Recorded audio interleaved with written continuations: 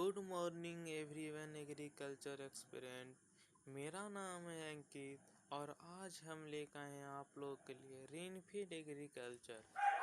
चलिए समझते हैं रेनफीड एग्रीकल्चर मतलब क्या होता है। Rainfed agriculture the growing a crop internally rainfed condition it is a called of rainfed agriculture. वैसा क्रॉप जो ग्रो कराया था रेनफेड कंडीशन में उसे कहते हैं रेनफेड एग्रीकल्चर। रेनफेड एग्रीकल्चर ये divided by 3 part: dry farming, dryland farming और रेनफेड फार्मिंग। ड्राई फार्मिंग वैसा फार्मिंग जिसका एनुअल रेनफॉल लेस दैन से 750 होना चाहिए, लेस दैन 750 mm होना चाहिए, उसे कहते हैं ड्राई फार्मिंग। ड्राई फार्मिंग किसे कहते हैं? वैसा फार्मिंग जिसका annual rainfall less then 750 mm होता है, उसे कहते हैं ड्राई फार्मिंग। ड्राईलैंड फार्मिंग किसे कहते हैं? वैसा फार्मिंग जिसका एनुअल रेनफॉल 750 से 1150 होना चाहिए, उसे कहते हैं ड्राई लैंड फार्मिंग। और तुम्हारा बताते हैं एक रेनफेड फार्मिंग। रेनफेड फार्मिंग वैसा फार्मिंग जिसका annual rainfall more than 1150 mm होता है। अब आप लोग समझे रेनफेड एग्रीकल्चर क्या है? तो वैसा एग्रीकल्चर या वैसा growing a crop internally growing a crop on the rainfed condition it is a called of rainfed agriculture. Rainfed agriculture is divided by 3 part: dry farming, dryland farming और rainfed farming. Dry farming वैसा farming जिसका annual rainfall less than 750 mm होता है, उसे कहते हैं dry farming. Dryland farming वैसा farming जिसका एनुअल रेनफॉल 750 से 1150 होता है, उसे कहते हैं ड्राईलैंड फार्मिंग। और उसके बाद हो गया रेनफेड फार्मिंग, वैसा फार्मिंग जिसका एनुअल रेनफॉल मोर देन 1150 होता है, उसे कहते हैं रेनफेड फार्मिंग। उसके बाद ड्राई फार्मिंग क्या होता है? तो ड्राई फार्मिंग बहुत सारा कुछ कांस्टेंट भी होते हैं। इसका ये होता है, इसका कांस्टेंट क्या होता है? विंड और ओजन द्वारा हो जाता है। वो द्वारा ड्राईलैंड फार्मिंग में उसमें वाटर इरोजन विंड दोनों होता है। Rainfed farming water erosion effect होता है। Dry farming single crop grow किया जाता है। ड्राईलैंड फार्मिंग में उसमें सिंगल और इंटर क्रॉप किया जाता है। और ड्राईलैंड फार्मिंग मल्टीपल और डबल क्रॉपिंग किया जाता है। ड्राई फार्मिंग जो एनुअल जो क्रॉप पीरियड होता है वह 750 डे होता है, 75 डे होता है। ड्राईलैंड फार्मिंग में 75 से 120 डे होता है। और तुम्हारा मोर देन 120 होता है तुम्हारा रेनफेड फार्मिंग में। फिर नेक्स्ट चलते हैं आपको agro climatic zone. Agro climatic zone मतलब क्या होता है? एग्रो क्लाइमेटिक जोन और जोग्राफिकल रीजन होता है that are corrected by similar climatic and soil condition which can support करता है specific agricultural practices and crop को, उसे कहते हैं एग्रो क्लाइमेटिक जोन। समझ गए?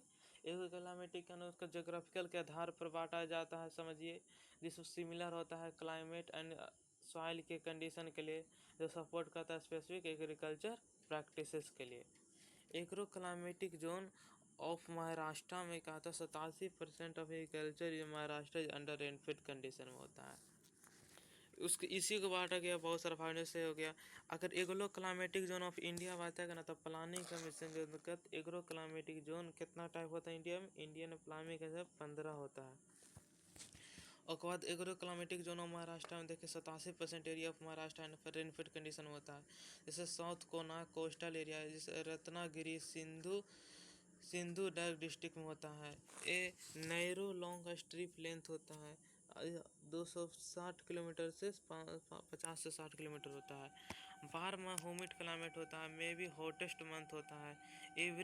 इसका जो एवरेज एनुअल रेनफॉल होता है वो 3105 mm होता है। रेनी डे होता है। रेनी डे मतलब वैसा एनुअल रेनफॉल जिसमें पर डे जो बारिश होता है ना वो 2.5 mm से ज़्यादा होना चाहिए, उसे कहते हैं रेनी डे। रेनी डे कब होता है? जब उसका बारिश होता है ना, जो कितना होना चाहिए बारिश? More than 2.5 mm, it is उसमें रेनी डे कहते हैं। उसके बाद कहते हैं रेनी डे कब हो गया? More than 2.5 mm। उसके बाद वो रहा है कि coastal saline and coastal alluvial soil. इस सलाइन में सवाल समझ रहे हैं, सलाइन सॉइल मतलब क्या होता है, आप लोग बताइए, कमेंट में ज़रूर बताइएगा। एलुवियल सॉइल के दो भाग में बांटा गया है, एक खादर है एक वांग है। खादर होता है जो तुम्हारा न्यू कहते हैं, वांगा तुम्हारा पुराना कहते हैं। रिसर्च स्टेशन कहाँ है, वेंगुर्ला। वेंगुर्ला में इसका रिसर्च स्टेशन। कौन कौन सा क्रॉप करा गया था इस एग्रो क्लाइमेटिक में, तो पैडी, रागी, वारी, नाइजर, सीसम, राई, ग्राउंडनट। हॉर्टिकल्चर क्रॉप में मैंगो, केसोनट, कोकोनट, एरिका नट, जैक फ्रूट, बनाना, ईटीसी, पाइनएप्पल। फिर उसके बाद नॉर्थ कौन कौन कोस्टल रीजन, जिसमें थाने और रायगढ़ डिस्ट्रिक्ट आता है, जो पार में ह्यूमिड क्लाइमेट के लिए होता है। इसका एनुअल रेनफॉल कितना होना चाहिए, 2607 होना चाहिए। और उसके बाद इसमें जो होता है ना 87 रेनी डे होता है। कोस्टल सैलो मतलब रेनी डे मतलब समझ रहे हैं, वैसा जिसमें मोर देन 2.5 mm से बारिश होता है। और एक ईयर में 87 दिन होता है रेनी डे, मतलब उस इतना जो बारिश होता है वो 87 डे तक होता है। कोस्टल सेलो रीजन में आपको हो गया तुम्हारा 5.5 से 6.5 में होता है। इसमें मुख्यतः पैडी, रागी, भैरी, बारी हो गया, banana, sapota, mango. 32% of a forest में होता है। रिसर्च है करजट हो गया। फिर वेस्टर्न घाट जोन हो गया, इसमें अम्बोली, फोंडा, अम्बा, कोला, कोनका, पुणे हो गया, नाइजर हो गया। इसमें क्या आता है, इसका एनुअल रेनफॉल जो तुम्हारा कितना हो गया 3000 से 600 में होता है। 20 से 25 अंडर फॉरेस्ट एरिया में होता है। फॉरेस्ट है बारकेस लैंड। रिसर्च कहाँ हो गया, इगटापुरी। इसमें पैडी, रागी, वारी, कोड़ा, सीसम, सोरगम हो गया, ग्राउंडनट, नाइजर, ग्राम, सुगर केन हो गया। और मैंगो, कैशोनट, करोनट, जामुन। सब माउंटेन जोन में कन हुआ, नासिक हो गया, पुणे हो गया, कोल्हापुर डिस्ट्रिक्ट सम पार्ट हो गया। इसका 700 से 2500 mm हो गया। ह्यूमिड रेन, कोल विंटर। ब्लैक सॉइल होता है, इसमें मूल है जेनेटिकली सोडियस। ये कोल्हापुर में इसका हो गया। इसमें मूल खरीफ पैडी हो गया, सोरगम, परमिलेट, मेज, रागी, ग्राउंडनट, शुगर केन। और रबी में सोरगम, बीट, ग्राम और बाल। Horticulture potato, tomato, chilli, brinjal. Western Maharashtra plain में हो गया आपका धुले, अम्बेर, ये सब हो गया आपका। पुणे हो गया। इसमें rainy day available water availability कितना होता है, 120 से 150 डे होता है। इसका रेनफॉल जो होता है आपका 7 से 1250 होता है।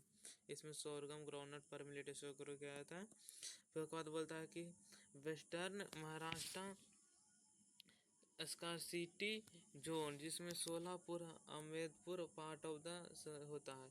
ये पुणे में होता है, ढोले में। इसका जो एनुअल जो रेनफॉल वही होता है आपका 45 डे रेनी डे, 750 730 तक होता है। रिसर्च स्टेशन सोलापुर होता है। और इसमें वाटर का जो अवेलेबिलिटी होता है 660 से 140 डे होता है।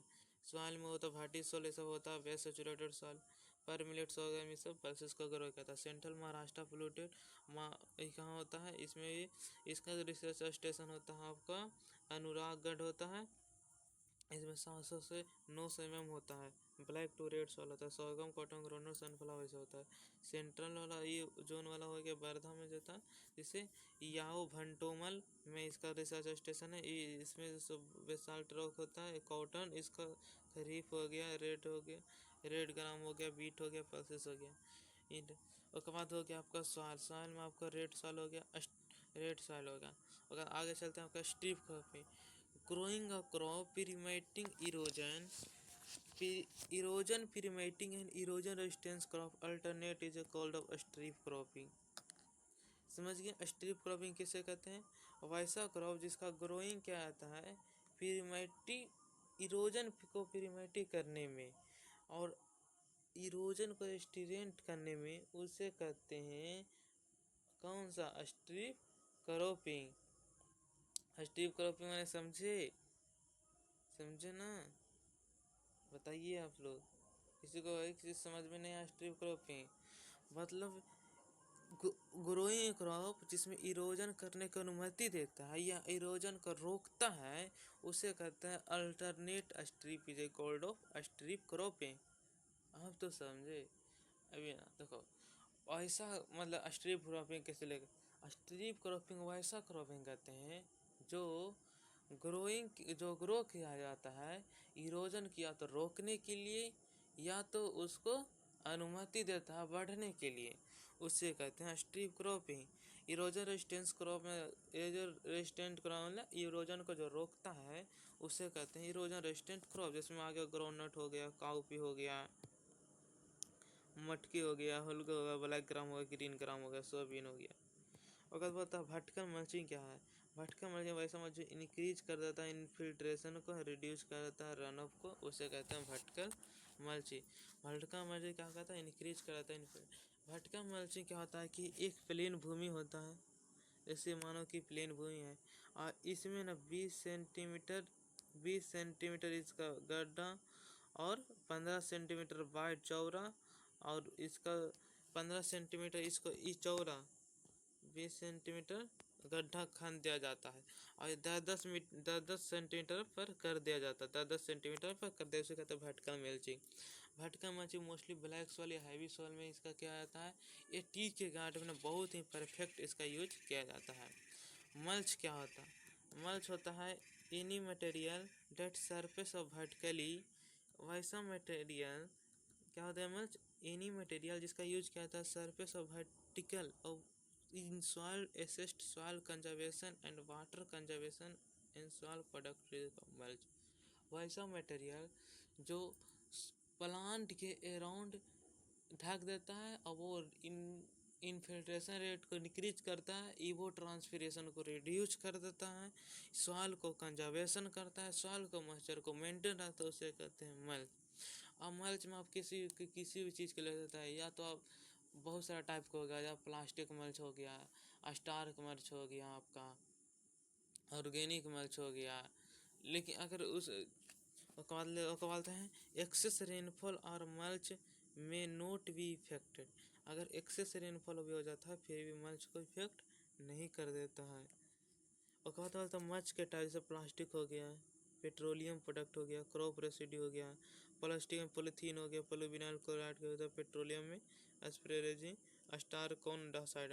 फिर वर्टिकल मल्च एक ऐसा टेक्निक जो कंसिस्ट होता है डिजिंग, मतलब सब आप आपको बताइए कि प्लेन भूमि पर 20 सेंटीमीटर खोद दिया जाता है, सुटेबल ऊपर से उसको ढक दिया जाता है एनी स्टार्क से, ताकि इवापोरेट नहीं कर सके, अगर पानी पड़ता तो वहाँ उस गड्ढा में आके जम जाए।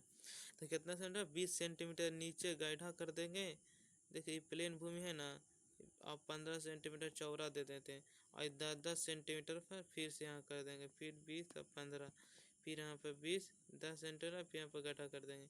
ऐसे तरह का दोस्तों कहते हैं वर्टिकल मल्च। ये मोस्टली आपको ब्लैक सॉइल में देखने के लिए मिलेगा, हैवी सॉइल में देखने के लिए मिलेगा। अगर आप देखना है तो टी के गार्डन में इसका बहुत बेस्ट रिजल्ट है। जीरो टिलेज, जीरो टिलेज क्या होता है? जब प्राइमरी टिलेज को एक्सट्रीमली अवॉइड दिया जाता है और सेकेंडरी टिलेज को क्या रेस्ट्रिक्ट किया जाता है, उसे कहते हैं जीरो टिलेज।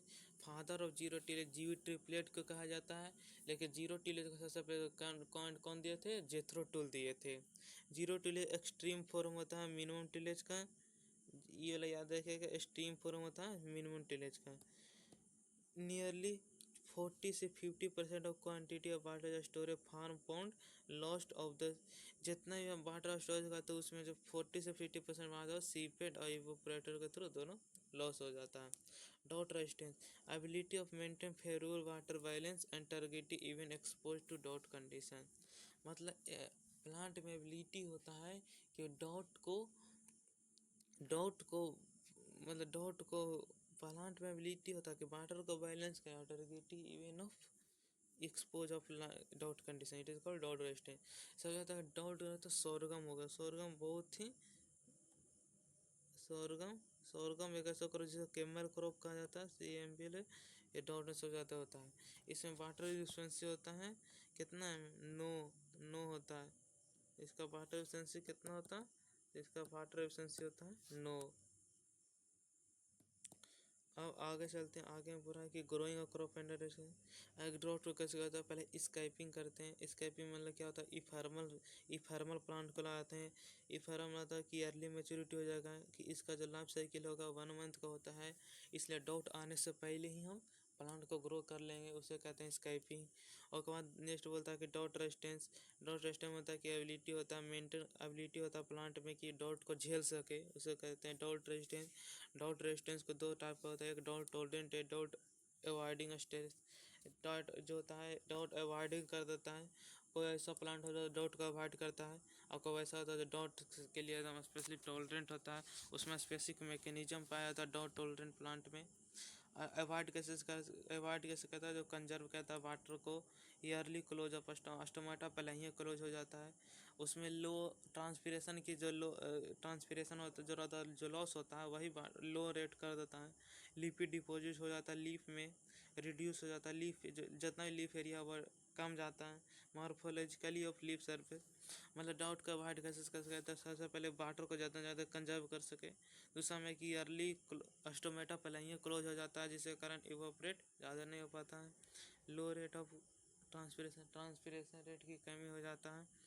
लिपिड्स होता है जो डिपोजिट होता है लीफ में, रिड्यूस हो जाता है leaf area, morphologically of leaf surface. और खास फिर बोलता है कि इम्प्रूव कर देता है water uptake of efficient root को।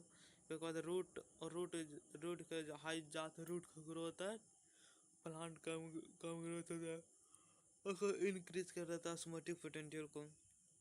फिर टॉलरेंट कैसे करता है, फिर मिटिगेटिंग स्टेरस ऑफ मेंटेन करता है high water potential, resistance of dehydration prevent करता है लिप सेल कोलैप्स को। और बोलता है कि cell tolerance of metallic stain और प्लास्टिक स्टेन। एंटी ट्रांसपेरेंट क्या होता है, वैसा मटेरियल वैसा केमिकल जो डिक्रीज कर देता है वाटर लॉस को for the plant and leave, reducing the size of number of stomata. मतलब वैसा मटेरियल या केमिकल जो डिक्रीज कर देता है water losses for plant leave, reduce करता है साइज ऑफ नंबर स्टोमेटा, इसे एंटी ट्रांसपेरेंट कहते हैं। एंटी ट्रांसपेरेंट भी चार टाइप का होता है, एक स्टोमेटा क्लोजी, एक फिल्म फॉर्म, एक रिफ्लेक्टिंग ग्रोथ रिटेन। स्टोमेटा क्लोजी जो होता है, stomata closing of anti transparent. Anti transparent वैसा समझेंगे वैसा एंटी ट्रांसपेरेंट मतलब ट्रांसपीरेशन को जो रोकता है उसे कहते हैं एंटी ट्रांसपेरेंट। ये चार टाइप का होता है, stomata, filiform, reflecting growth rate. Stomata जो होता है ना क्लोजिंग टाइप, और स्टोमेटा क्लोज कर देता है जिससे कारण ट्रांसपीरेशन, ईयरली क्लोज करता है जिससे ट्रांसपीरेशन लेस होता है, रिड्यूस होता है। इसमें पॉलीविनाइल और एट्राजिन का उपयोग किया जाता है। एट्राजिन एक हेर्बिसाइड होता है। पूछे कौन सा ऐसा हेर्बिसाइड है जिसका यूज किया था एंटी ट्रांसपेरेंट में, तो एट्राजिन हो गया। फिल्म फॉर्म टाइप हो गया। फिल्म फॉर्म टाइप वैसा टाइप होता है जो अगर उसमें स्प्रे कर देते हैं तो उसके ऊपर फॉर्म बन जाता है, जिसके कारण वो क्या हो जाता है, फॉर्म बनने का ट्रांसपीरेशन लेस हो जाता है, जिसमें इथाइल अल्कोहल हो गया, मोबिलिप हो गया, सिलिकॉन हो गया, वाइल हो गया, वैक्सी हो गया। उसके ऊपर से एक ऊपरी एक लेयर बन जाता है जिसके कारण ट्रांसपीरेशन लेस होता है। फिर रिफ्लेक्टेड टाइप हो गया। रिफ्लेक्टेड टाइप होता है कि आर पर होता है, इसमें कायोलिन का उपयोग करता है, हाइड्रेट लाइम होता है, calcium carbonate, magnesium carbonate, zinc sulphate का होता है। ग्रोथ रिटेन मतलब प्लांट का अगर हाइट छोटा रहेगा तो कितना ट्रांसपीरेशन लेस होगा, तो साइकोसेल का उपयोग किया जाता है। ज्वार एक anti transparent application just before किया था, कब किया था, रूट स्टेज में किया था। ये मोर इफेक्टिव देन टॉलर spray. Anjan grass is a most suitable planting of contours डोगेटेरिया वाला। Maharashtra farmer station located by Solapur. Crop substitution मतलब कि replacement of crop during the normal weather situation और रेमेंट कंडीशन। या तो कहते कंटीजेंसी क्रॉप, वैसा क्रॉप नहीं। कंटीजेंसी क्रॉप क्या होता है, कंटीजेंसी क्रॉप होता है कि वैसा the crop is growing suitable crop के जगह पर हाई परफेक्टिबल क्रॉप लगाया जाता है ड्यू टू वेदर अवरेमेंट के कारण। कंटीजेंसी क्रॉप है, आप लोग बताइएगा। तो कंटीजेंसी क्रॉपिंग का हो गया वैसा क्रॉप जिसमें सुटेबल ऑफ नॉर्मल कंडीशन के जगह पर हाई परफेक्टिबल क्रॉप लगाया था अंदर the weather condition, it is called of crop contingency. Mid season को रिलेशन करता है क्रॉप सिचुएशन का, रिफ्रेशमेंट कर देता क्रॉप को during the abnormal weather situation में, अबनॉर्मल वेदर कंडीशन है। Massive holding capacity solve the play the care of success of crop. Water holding capacity depend on the clay content and soil depth पर होता है। उसके बाद देखिए very Cello में 2.7 हो गया, 5.5 हो गया, मीडियम मीडियम 45 हो गया, मीडियम डीप में हो गया 60, मीडियम डीप में 90, डीप में 120 सेंटीमीटर डेप्थ होता है। अब लोग 15 30 60 ऑलमोस्ट रेंज। अगर बोलता है कि मेथड ऑफ फर्टिलाइजर एप्लीकेशन का मेथड जान लीजिए। फर्टिलाइजर का दो होता है, दो फॉर्म होता है, एक सॉलिड फॉर्म एक लिक्विड फॉर्म। सॉलिड फॉर्म कैसे कहते हैं? सॉलिड फॉर्म जैसे ब्रॉडकास्टिंग मेथड हो गया। ब्रॉडकास्टिंग दो तरह से क्या आता है, एक बेसल डोज में क्या आता है, जैसे आप सोइंग करते हैं, जैसे सबसे पहले आपके दो भाग में बांटे गए, एक सॉलिड फॉर्म एक लिक्विड फॉर्म में। यहाँ पर समझिए, अगर हम सॉलिड फॉर्म लिक्विड फॉर्म का बाद इसको बांटा गया ब्रॉडकास्टिंग में, प्लेसमेंट मेथड में और लोकलाइज प्लेसमेंट में। अब इस ब्रॉडकास्टिंग होता है वो भी दो टाइप का होता है। ब्रॉडकास्टिंग में होता है छिटकावा विधि, ओनली खेत में ले जाओ और एक यूनिफॉर्मली पूरा फील्ड में स्प्रे कर दो, उसे कहते हैं ब्रॉडकास्टिंग। यदि सोइंग जस्ट एक एड सोइंग का टाइम दिया था, एक दिया था टॉप ड्रेसिंग, मतलब कब क्या था, जब स्टैंडिंग क्रॉप में होता तब हम छिटकावा विधि द्वारा एक इनफॉर्मली छीट देते हैं, या तो स्प्रे कर देते हैं फील्ड में, या फिर एक ब्रॉडकास्टिंग होता है सोइंग का टाइम देते हैं।